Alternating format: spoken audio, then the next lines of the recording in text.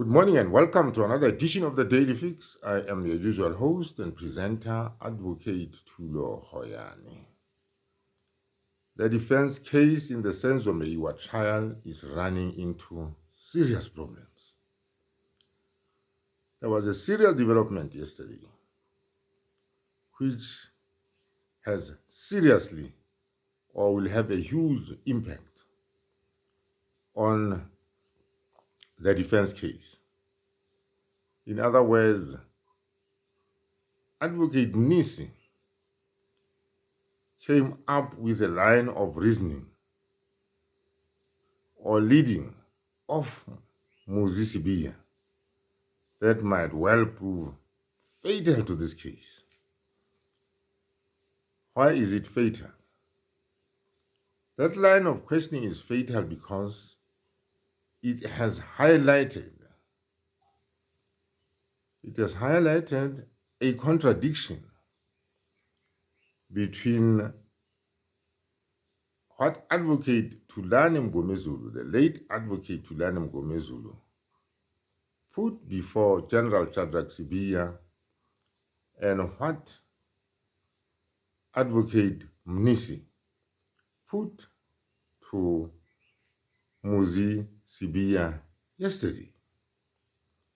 You see, last year when Advocate Mgomezulu was cross-examining Brigadier Gininda about the arrest or issues around the arrest and torture of Muzi Sibiya, Advocate Mgomezulu put it to Brigadier Gininda that Brigadier Gininda could not testify about whatever happened there, because you'll recall that Gininda was trying to testify about what happened at this time. Advocate Mgomezulu then indicated to him that you cannot come up with any evidence along those lines because it would amount to hearsay evidence and would therefore in law be inadmissible.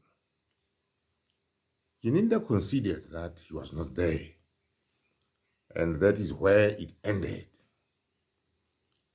Now, yesterday, a serious contradiction in the defense case came up.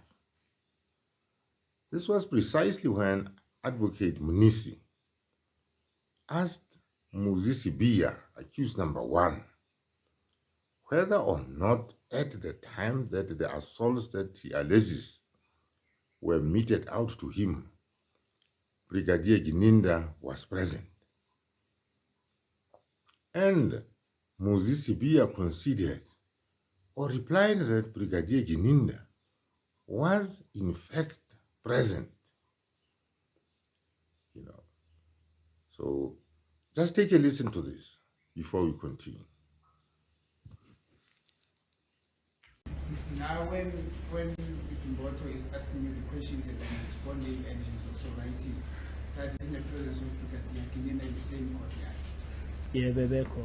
Yes, he was present. Thank you. What I want to put across to you is that what Mboto or Colonel Mboto has done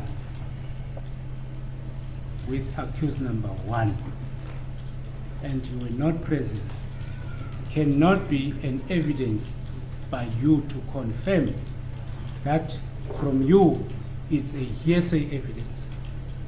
Well, because you were not present. Yes, I totally agree, my Lord. I was not there. You were not physically present.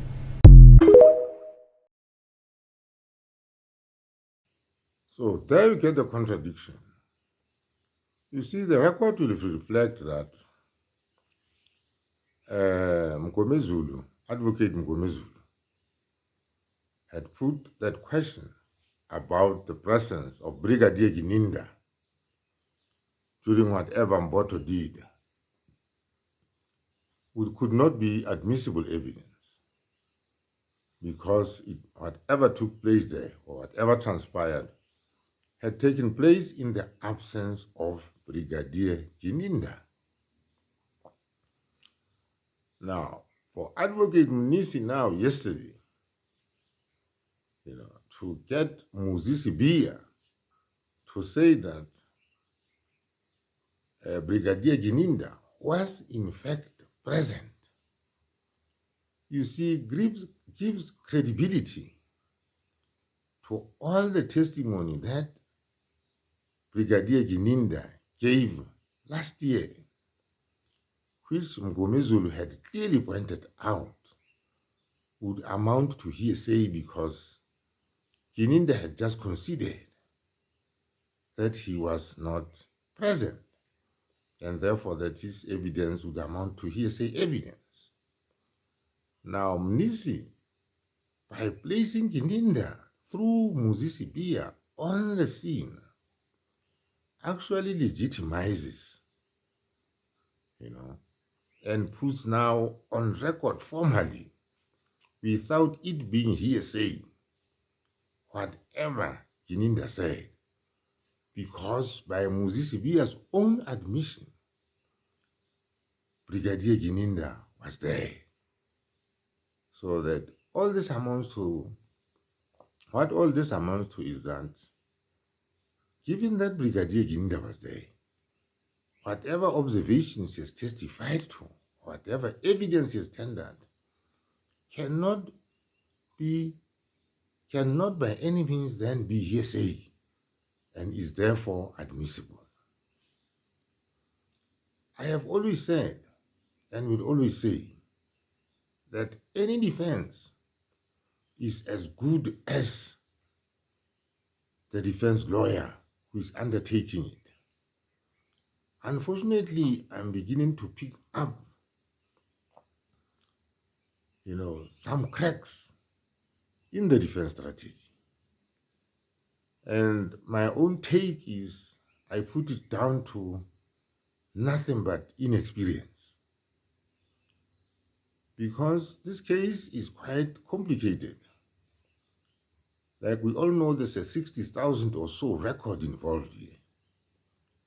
So as the defense goes ahead with this case, they have to be mindful of many other things which have happened here.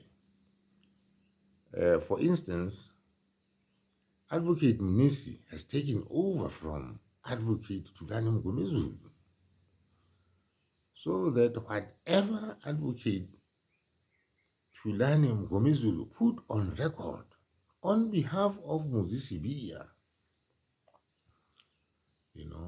still applies here.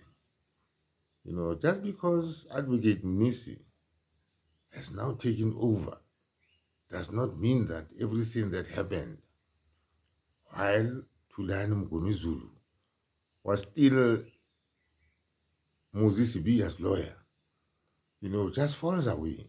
Doesn't fall away, it is part of that record.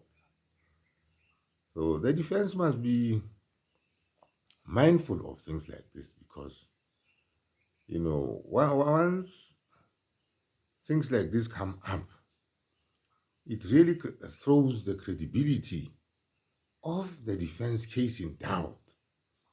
Because you see, the court is not going to believe a version or evidence that is riddled with contradictions.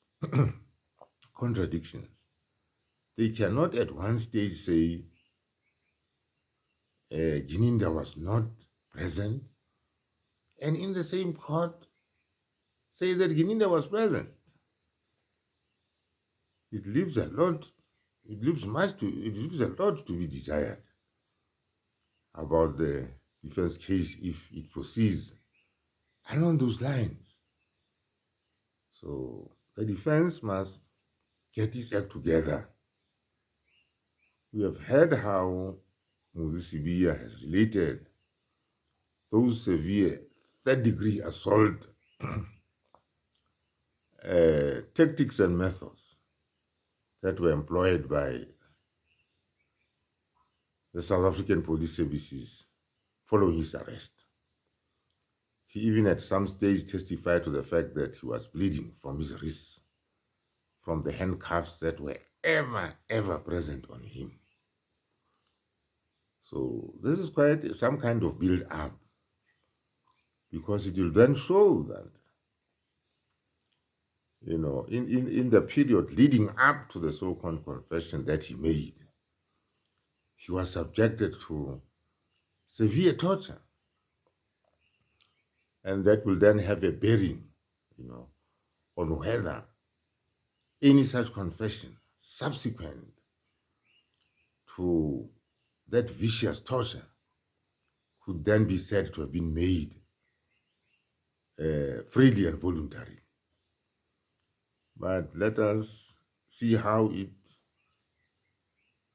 continues today, and I'll continue to bring you updates as I pick up bits and pieces of interesting aspects of this trial. Thank you and have a nice day.